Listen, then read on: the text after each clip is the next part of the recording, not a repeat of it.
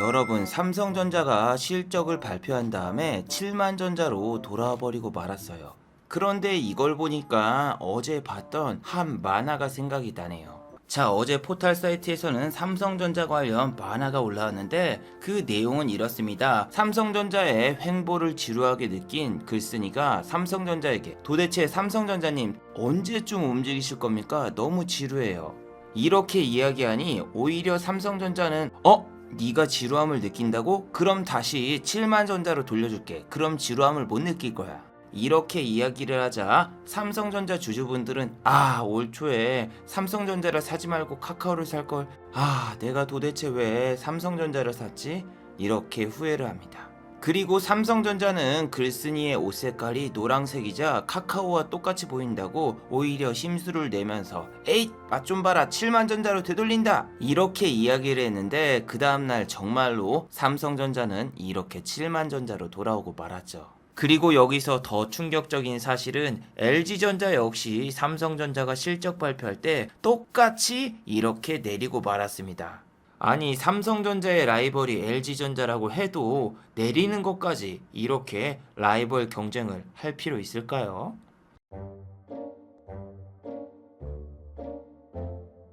자, 그리고 내일은 윤석열 전 검찰총장이 정식으로 대선 출마 선언을 할 것이다. 이러한 기사들이 나오고 있는데 자, 일단 여러분 이건 아직 사실인지 확인이 안 되었어요. 그리고 만약에 내일 윤석열 씨가 대권 선언을 한다 그러면은 주가가 내릴 가능성이 상당히 높습니다. 제가 과거에 여러 가지 사건을 경험해 봤는데 2016년도였거든요. 반기문 씨가 기자회견을 하고 있는데 한 기자분이 대선에 지금 도전할 겁니까? 이렇게 질문을 하자 반기문 씨가 절레절레 고개를 두 번 흔들었더니 그 다음날 반기문 씨 테마주들이 하한가를 갔습니다. 자, 오늘은 윤석열 씨 테마주들이 이렇게 모두 상승하는 모습을 보여주었지만 제가 여러분 한 가지 예언을 해볼게요. 내일 만약에 기자회견이 끝나잖아요. 그러면은 윤석열 씨 테마주들은 재료 소멸로 전부 하락할 거예요. 얼마 전 서울시장 선거에서도 서울시장 선거 전에 서울시장 후보들이 공개되었을 때 그때 바로 서울시장 관련주들은 급락에 나왔었죠. 그때처럼 윤석열 씨 테마주도 내일 분명히 발표 후에는 주가가 오히려 떡나갈 것으로 예상이 돼요.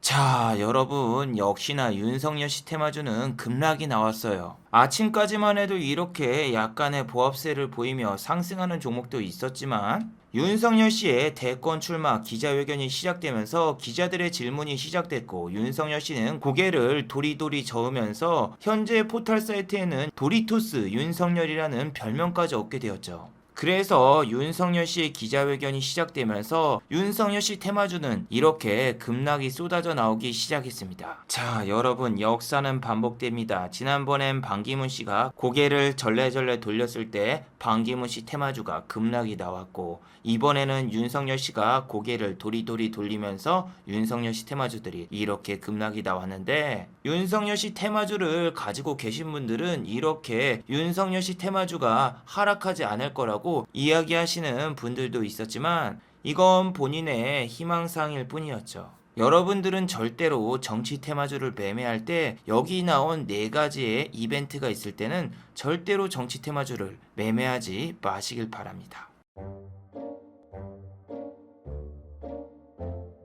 자, 여러분 저는 백화점식 매매를 정말 싫어해요. 한 10종목을 막 사놓고 오르면은 익절하고 내리는 종목 물타고 이런 백화점 매매는 너무너무나 싫어합니다. 하지만 저는 이마트나 롯데마트 같은 마트 매매법은 매우 좋아해요. 그럼 여기서 말하는 마트 매매법이란 도대체 뭘까요? 제가 잠깐 설명을 해드리자면 저는 여러분 주식도 싸게 사는 걸 좋아해서 주식도 최대한 싸게 사려고 하고 음식 같은 경우에도 보통 여러분 대형 마트를 가시면은 8시에는 30% 할인이고 9시에는 40% 할인, 9시 반 이후에는 50% 할인입니다. 물론 수도권 같은 경우에 10시까지밖에 영업을 안 하기 때문에 아마 세일 시간이 조금 조정이 됐을 거예요. 그런데 이거는 마트마다 다릅니다. 홈플러스 같은 경우에는 9시부터 50% 할인이 들어가는데 보통 9시 이전에 물건들이 분들이 다 동의 나서 홈플러스를 가도 살 수 있는 게 없습니다. 제가 영상을 제작하고 나면은 빨라봐야 8시 50분이거든요. 그래서 홈플러스에서 물건을 사고 싶어도 제가 물건을 못 사요. 그나마 이마트와 롯데마트를 갈 수 있는데 이마트는 조금 거리가 멀어서 안 가고 롯데마트를 자주 가는데 롯데마트를 가도 문제가 있죠. 50% 할인된 제품이 과연 남아있을까? 갔는데 아무 제품도 없다? 그럼 기름값만 낭비한 거고, 두 번째로는 내가 50% 할인 제품 중에서 원하는 먹거리, 꼬바로우라던가 소떡소떡 이런 제품들이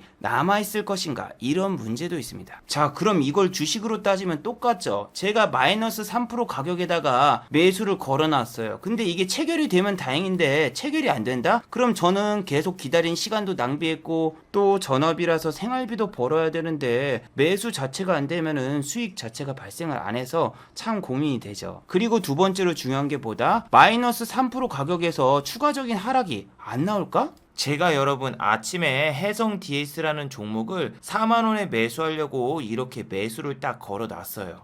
자, 그리고 여기 차트를 보시면 딱 4만원을 터치하고 주가가 빠진 모습을 볼 수 있거든요. 그런데 중요한 게 뭐다? 4만원을 터치만 했지 제 매수 주문은 체결이 되지 않았어요. 여기 보시면 딱 777주 행운의 럭키7 이렇게 누가 매도를 했는데 제 건 안타깝게 체결이 되지 않았습니다. 이 느낌이 딱 그 느낌이더군요. 이마트라던가 롯데마트에서 50% 세일만 기다렸는데 앞에 사람이 제가 살려는 음식을 잽싸게 낚아채가는 딱 그 느낌이 들더군요.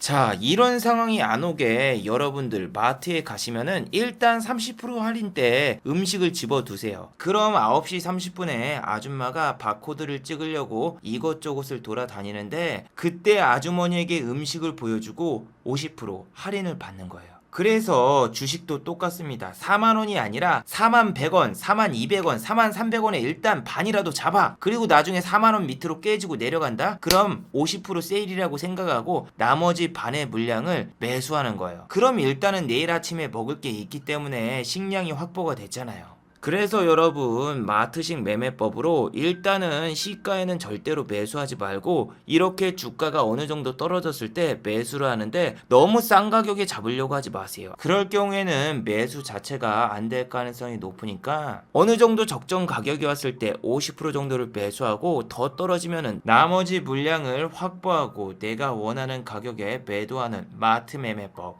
여러분도 한번 써보시길 바랍니다.